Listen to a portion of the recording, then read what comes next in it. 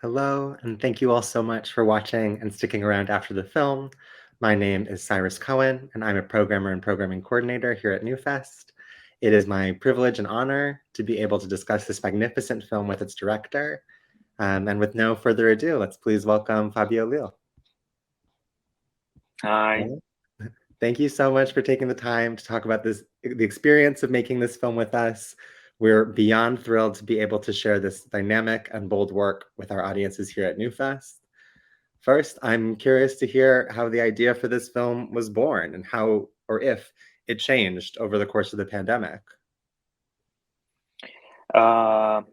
It changed a lot because when the idea happened inside my mind, it was during the a not so violent wave of the pandemic in Brazil, and then it hit really hard, and we had to postpone the film a lot of times. I um, I actually thought about canceling all because I was saying to the producer, I don't want this to be um, I don't want to release it after I'm dead because I would uh, put myself in danger because of the very nature of this film. Um, in Brazil, we didn't have a lot of tests, so we had to shoot it with a very, very, very small crew with only 5 people on the set, including me and all the actors and all the crew. Only 5 people. Um, but I wanted to talk about the pandemic, and not so talked about aspect of the pandemic, the mental issues that happened with all of us, and how we were dealing with that, we and with our sexual urge, not just the sex per se, but the way we engage when we have sex, the way we um, we really know each other, and the way we allow ourselves to be during the sex and after the sex and before the sex, and again the LGBTQ community was hit by a pandemic that 40 years after the AIDS pandemic changed the way we were connecting with each other. Absolutely. Thank you so much for that response. I'm curious if you found that having that smaller crew actually lended for a more intimate experience on set. Because I know some of your past work, the short film Renovation that we showed in 2019, also very much so deals with sex and bodies. I imagine the conditions of making that were very different before the pandemic and the ability to have more crew members. Do you think that having fewer people on set actually made this one perhaps feel different? Actually, not that much because Renovation was made with very little money. We made Renovation with like $3,000, and we did this one a feature with $6,000. So it was like a very small short film crew to a feature film now. But yes, it made the smaller crew made us feel more uh first more relaxed and more open to show ourselves and to improvise, and everyone was helping everyone. If you notice the final credits, we have a lot of different functions The producer was also the um, the subtitle person, and so on. And yeah, the way we were dealing with each other, the way we were sharing our fears of being together on that time, it made us feel I don't know, feel free to connect with everyone, not just the actors, but the actors and the crew. And actually, this film is a direct sequel to Renovation. It features the same characters of Renovation. I was gonna ask because I do see a lot of overlap in both of them, with you as the main character in both. And I'm curious about this character and how you decided to create this person. So it is a direct growth from the lead in Renovation, but what is different? What has changed? And how did you decide to take this character in those directions? Um, the difference is the environment, and in the first film in Renovation, this character is dealing with body issues and dealing with himself, and a lot it's happening only inside his mind. But now his mind, it keeps um, keeps getting him into a very troubled zone, but the environment is helping this also. uh, and how For me, the most important thing was how do we deal with a situation. um, I don't know, how can I explain this. There was something that we never lived before, and we were all living it together, but we were living it with our tools, and we have different tools, and this character had a lot of um, a lot less tools, um, psychologically speaking, than other people, and how we deal with that, how we deal with our issues when there's a broader situation going on, and our urges and our the way we see the world, the way we deal with the world. And for me, it was like the micro and macro uh,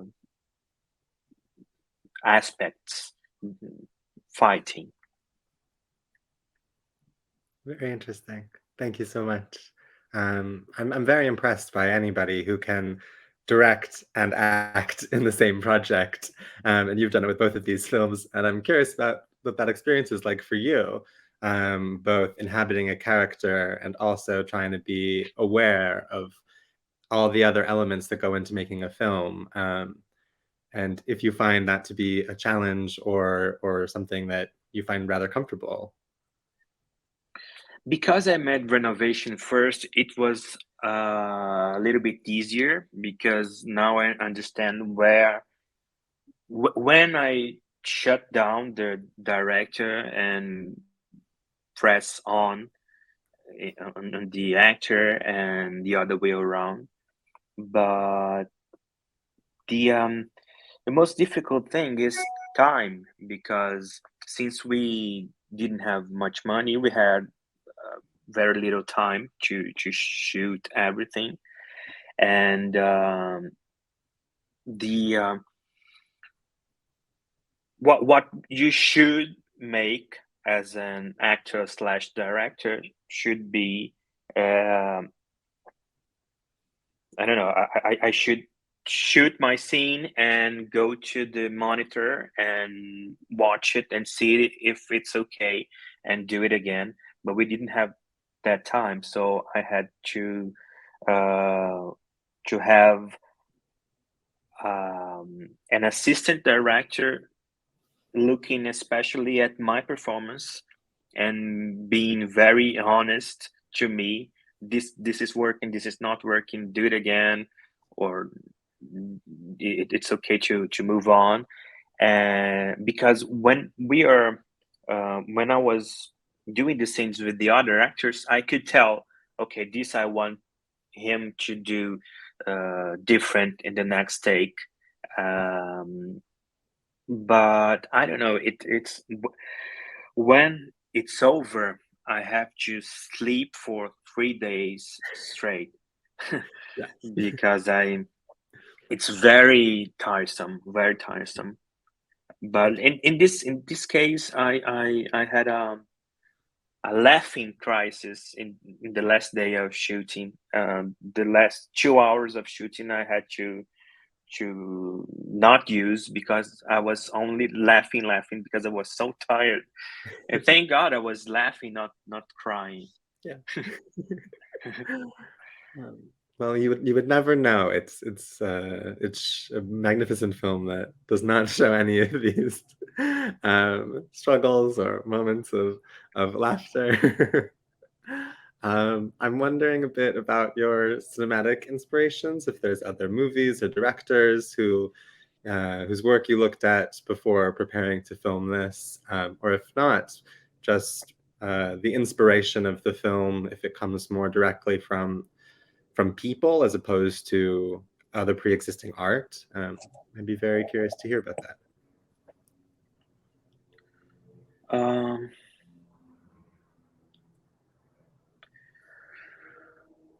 I don't know. I mean, there was someone that was a huge inspiration for me when I was a teenager, and his films were an inspiration. And today, it's a little bit difficult to talk about him. But the acting and directing together and filming Neurosis, I can't not talk about Woody Allen, Hmm. the work he did, um, and although I haven't watched a film by him in 10 years, the films I did watch, especially when I was a teenager, had a huge impact on me, and so some other people talked about it, and I can't help but mention him. But it wasn't. I mean, there was nothing very specific as an inspiration. Uh, I was inspired by situations that happened to me during the course of the pandemic, but not I mean didn't portray them the way they happened. Hmm. I really used it. I really used them as an inspiration for creating a fiction. It's not a biopic or something like that. Although I was inspired by things that happened to me, to friends, and things that happened that didn't happen but could happen. Absolutely. Thank you. I'm also interested a bit in hearing how the current political climate of Brazil inspired or impacted this film. Um,